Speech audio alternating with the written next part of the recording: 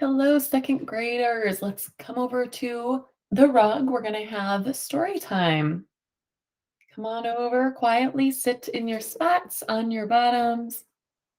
Thank you.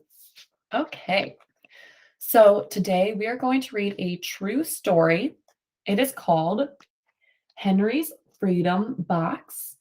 It's a true story from the Underground Railroad by Ellen Levine. Now, who can tell me what the Underground Railroad was? Nobody knows? Well, does anybody know what slaves were? Yes? Yes, they were people, yep, of dark color that worked for white people. They were always doing things for their masters and mistresses. They were not volunteers, they were not paid, but they were taken from Africa usually, and they were of African descent, which made that's why their skin was darker, because people in Africa in some parts are darker than the white people we originally had in America. Um, and they would come over and well, they would be taken from the country that they lived in and come over here and would work for the white people. The white people would own the slaves, kind of like we own the shirts that we are wearing. They would physically own them, and they did not live in very great conditions at all. You'll see in this book the conditions that the masters and mistresses lived in, but you will also see the conditions that the slaves lived in. Very, very small quarters with families of sometimes 20, and they weren't allowed to do their own thing. They were given minimal food. And then they also did the housework and outdoor work and whatever work that the masters and mistresses needed them to do. So, if you were a slave, how would you feel? Would you like being a slave? No, you wouldn't. You like the lives you live now. You don't want to be stuck working and not having a chance at your own life. That's how the slaves felt too. So they created this thing called the Underground Railroad. It is not a physical railroad underground. It is above ground, and it's actually a series of mysterious pathways that slaves took to get from the South, which was where slavery was legal and actively happening and believed that was the right thing. And they wanted to get from the South to the North of America. Now, why did they want to get to the North? Yeah, it's cold up there. I not for the weather, that's for sure. They wanted to get to the North because slavery was thought of as wrong there. So many people did not have slaves there, and so they could be free. So they had to very stealthily sneak up from the South to the North if they wanted to be free. Now, this came with great great repercussions if you're found and reported back to your master. So you had to be very, very careful. And the Underground Railroad, like I said, was a mystery, so that the whites did not know about it to get to the north, whether it be on foot, on a boat, up a river, or, as we'll see in this book, some very, very unique ways.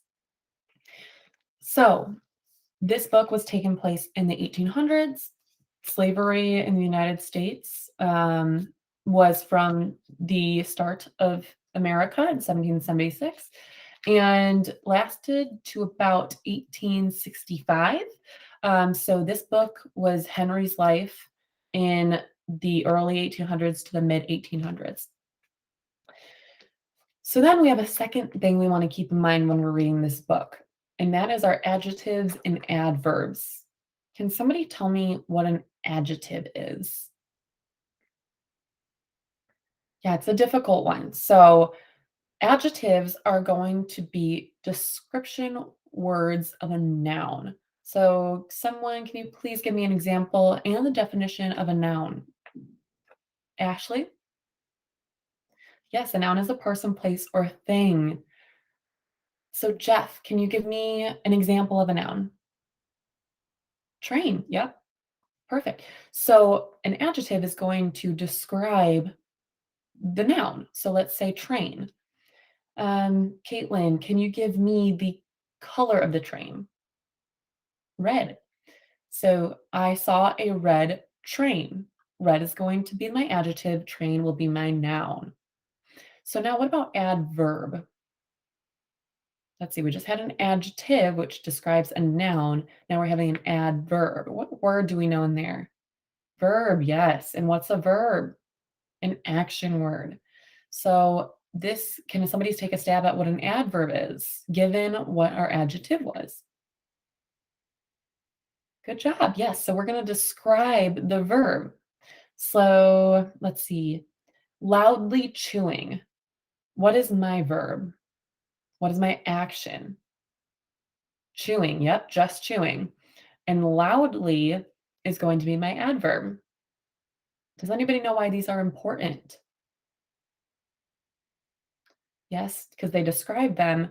And it's important to describe something because it gives us a lot of detail. In stories, we want to see a lot of adverbs and adjectives because we want all the detail that we can possibly get while reading these words and looking at the pictures because we are not physically there.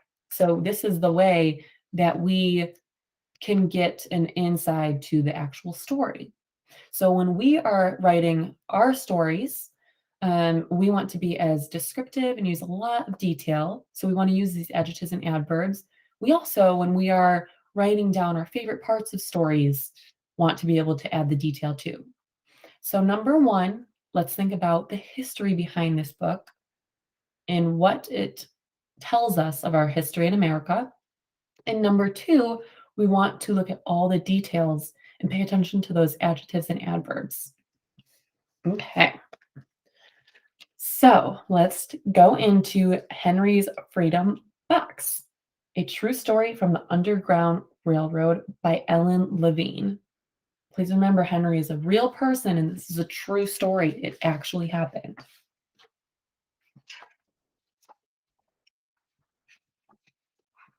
Henry Brown wasn't sure how old he was.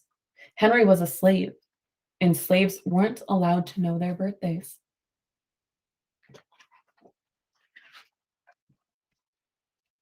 Henry and his brothers and sisters worked in a big house where the master lived.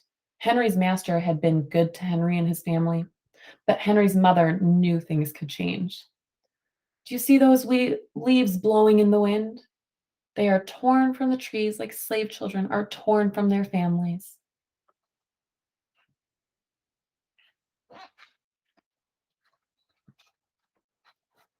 One morning, the master called for Henry and his mother. They climbed the wide staircase. The master lay in bed with only his head above the quilt. He was very ill. He beckoned them to come closer. Some slaves were freed by their own owners. Henry's heart beat fast. Maybe the master would set them free. But the master said, "You are a good worker, Henry. I am giving you to my brother. You must obey him and never tell a lie." Henry nodded, but he didn't say thank you because that would have been a lie. Now, how do they describe the staircase in this master's house? Does anybody remember? Yeah, it was a wide staircase. So, what is that, an adverb or an adjective? Adjective, good job. And then we have another adjective on this page as well. He was very ill. Is there an adjective in there or an adverb? Adjective, yep. Can you tell me which one? Not ill, very ill. Very, yep. Good job. So let's look at this page. So something I use, because we always want to remember the stories, especially when there's a lot of detail, especially when we want to write about them afterwards. So something I use before reading the page is looking at the detail and asking myself questions. So let me show you what I mean, and then we'll read the page. Hmm. So I wonder what this guy is doing. He's holding a piece of paper, and then it looks like Henry and his mother, or is that his sister? And that's Henry. I wonder who these people are and where they're going, why they are hugging, and there's that little boy as well. And it looks like they're outside. I wonder where these people could be going and what's happening. Let's see. Later that day, Henry watched a bird soar high above the tree. Free bird, happy bird, Henry thought. Henry said goodbye to his family. He looked across the field. The leaves swirled in the wind. So it looks like this is Henry, and he was saying goodbye. And they're outside because he's leaving to go to the new master's house. So I wonder why he's staring at the bird. I wonder why he's observing the bird so much. Um, okay, we'll have to see if they answer that further in the story. So now, before we read this page, can you guys let me know what questions you have about this page? Let's look at the pictures. Let's look at this picture, and then we'll go on to this picture. Let me know what questions pop in your head. Okay, what is Henry holding? Yep, what's this and what's he doing with it? Yeah. Who are these people? Where is he at? Good, all good questions. Another one I'm thinking is I see this back here and I wonder what that is. It looks like a pole or a stick of some sort. I wonder what it is and who it is. Henry worked in his new master's factory. He was good at his job. Do not tear that tobacco leaf, the boss yelled at the new boy. He poked the boy with a stick. If you made a mistake, the boss would beat you. So does that answer our question of who this guy is and what he has? Yeah, it's stick and it's the boss. And then did we get this question answered too? What is this? Tobacco leaves, yes. Henry was lonely. One day he met Nancy, who was shopping for her mistress. They walked and talked and agreed to meet again. Henry felt like singing, but slaves didn't dare to sing on the streets. Instead, he hummed all the way home.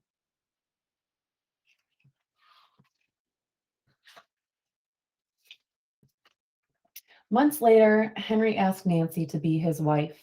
When both their masters agreed, Henry and Nancy were married. Soon there was a little baby, then another, then another.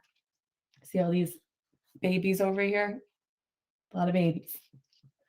Henry knew they were very lucky. They lived together even though they had different masters. But Nancy was worried. Her master had lost a great deal of money. I'm afraid he will sell our children, she said. Henry sat very still. Now, what adjective do we see in this last part of what I just read that we may have seen in the past? Very still, yep. Mhm. Henry worked hard all morning. He tried to forget what Nancy had said. Do we see an adjective or an adverb on this page? Let me read it again. Henry worked hard all morning. He tried to forget what Nancy had said.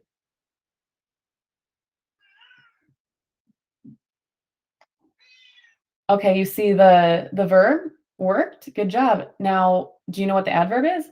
Henry worked hard. Yes, hard. Good job. So hard is the adverb and it describes the verb worked. His friend James came into the factory. He whispered to Henry, "Your wife and children were just sold at the slave market." "No!" cried Henry. Henry couldn't move. He couldn't think. He couldn't work. "Twist that tobacco," the boss poked Henry. Henry twisted tobacco leaves. His heart twisted in his chest.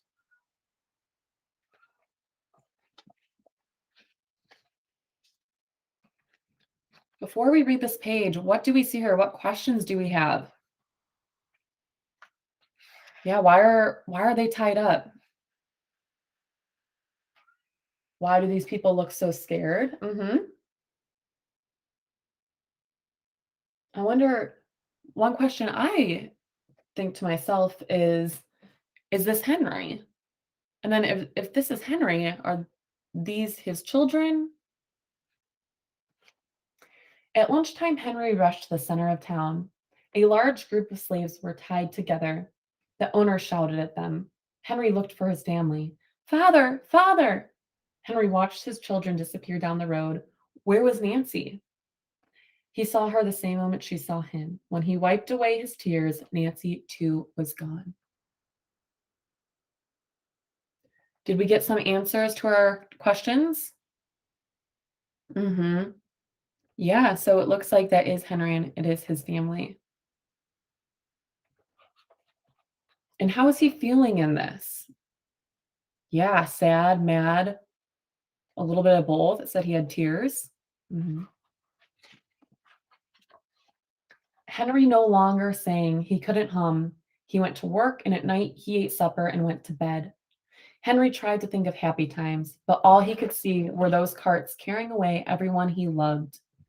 Henry knew he would never see his family again.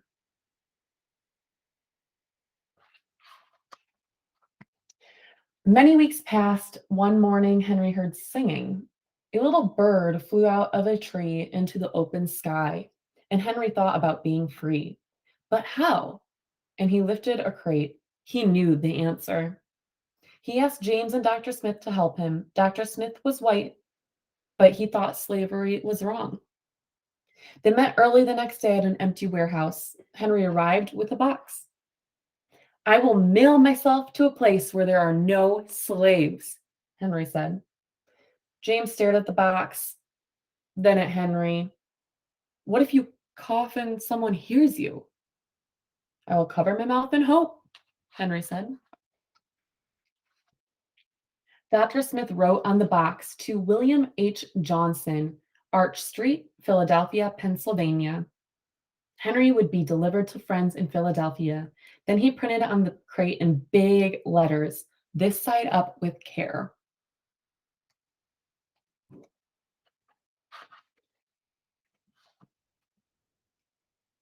Henry needed an excuse to stay home, or the work boss would think he had run off. James pointed to Henry's sore finger, but Henry knew it wasn't bad enough. He opened a bottle of oil of vitriol. No, said James. Henry poured it on his hand. It burned his skin to the bone. Now the boss would have to let him stay home. Dr. Smith bandaged Henry's hand. They arranged to meet the next morning at 4 o'clock.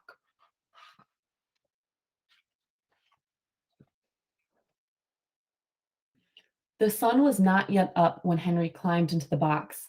Ready, he said. James nailed down the lid. Dr. Smith and James drove to the station. The railway clerk tipped the box over and nailed a paper to the bottom of it. Dr. Smith begged the clerks to be careful, but they didn't listen. They threw the box into the baggage car.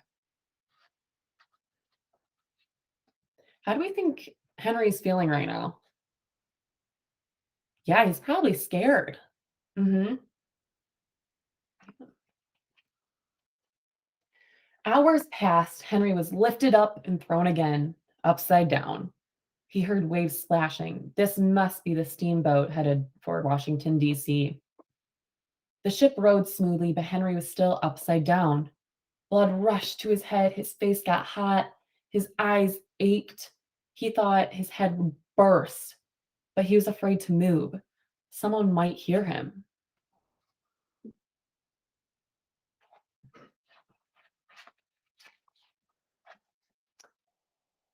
I'm tired of standing, someone said.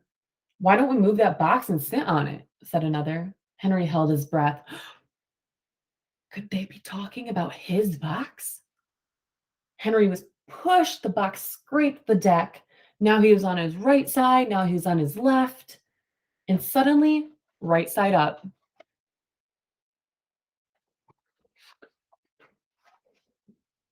What do you think is in here? Said the first man. Mail, I guess, said the other. I am mail, thought Henry, but not the kind they imagine. Henry was carried off the steamboat and placed in a railroad car, this time head up.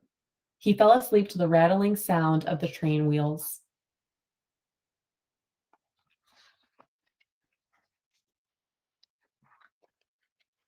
I need some questions. What are we thinking in this page? What are we asking ourselves? Yeah, did he get where he's supposed to be? Yeah, is he scared when he came out of the box? Mhm. Who are the men? Yeah, great questions. He awoke to loud knocking. Henry, are you all right in there? All right, he answered. The cover was pried open. Henry stretched as he stood up. Four men smiled at him. Welcome to Philadelphia. At last, Henry had a birthday, March 30th, 1849, his first day of freedom. And from that day on, he also had a middle name. Everyone called him Henry Box Brown. So now how do we feel he's feeling now? Happy, yeah. What about these men? What do you think they feel? Yeah, I think they're probably relieved he got there. Probably happy they saved him, right? I mean, they're white men. At least a few of them look white. But remember, they think that slavery is wrong. Good job. So if you were in Henry's shoes, what would you do? Would you want to get free? Yes, a resounding yes. And how would you do that? What are some ideas? Good job. And how is he feeling throughout the story? Sad, yeah. There's many points he's sad. Is he happy in the middle at any point? When he meets his wife and has children, yeah, he's happy. These are all great description words that we can use. Um, so remember those because let's see. Can somebody tell me a an adjective about the master's house? Remember, house is a noun. Big, yep, big, the wide staircase. Good job. Now, can somebody tell me a an adverb of how Henry worked? What kind of worker was he? A hard worker, yeah. So he was working hard.